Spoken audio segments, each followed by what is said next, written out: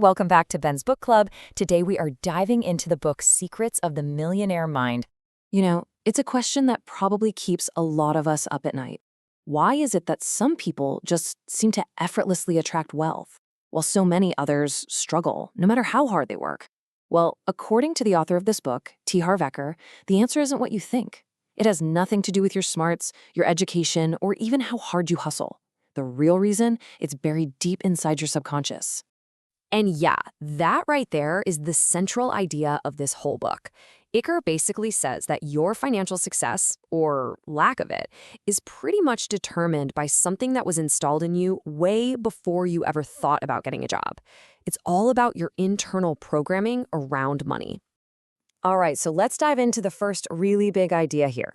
Iker gives this internal program a name. He calls it your financial blueprint.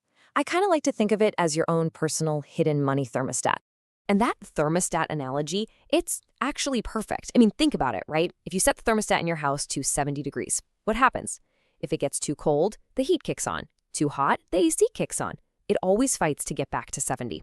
Well, Iker says our finances do the exact same thing. If your internal blueprint, your thermostat, is set for, say, $50,000 a year, you will subconsciously find ways to end up back at that level, even if you get a big raise or a huge windfall. I mean, listen to this quote from the author. It's a pretty bold statement, isn't it?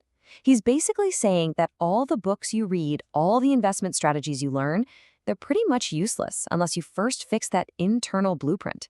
You have to go after the root of the problem, not just try to fix the symptoms. So, okay, if this blueprint thing is so incredibly powerful, then where in the world did it come from? How did our money thermostats get set in the first place? Well, let's dig into how our minds actually got wired for money. Eker breaks it down to three main things, and they mostly come from when we were kids. First up is verbal programming.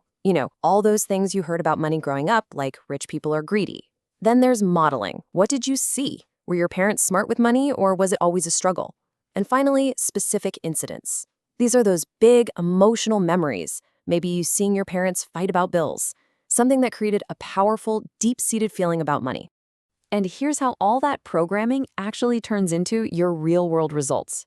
It's like a chain reaction. Your programming creates your thoughts about money. Those thoughts create feelings. And those feelings, they drive your actions. Like, do you invest confidently or do you hide your cash under the mattress? And finally, those actions create your results. It's this powerful sequence that starts all of it right up here, in your mind. Okay, now we're getting to the really juicy stuff. Eker actually identified 17 specific ways that wealthy people think differently from everyone else. He calls them wealth files. Think of them like apps on a phone.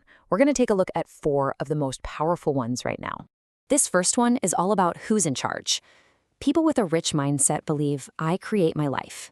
They take total ownership. They know they're in the driver's seat.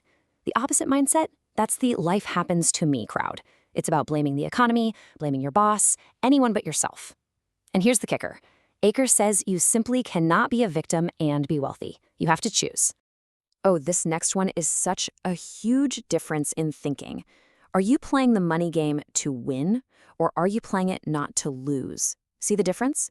Playing not to lose is about defense. It's about survival, just making sure the bills get paid, but playing to win, that's all offense. Your goal isn't just security, it's massive wealth, it's abundance. And that intention, it changes everything.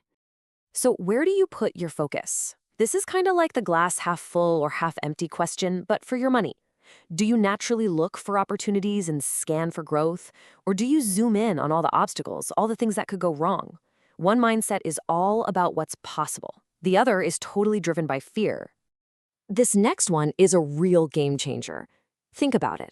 Our whole society is obsessed with working income. The first thing people ask is, so what do you do? What they're really asking is, how big is your paycheck? But Eker says that's the wrong metric. The real measure of wealth is your net worth. That's all your assets minus all your debts.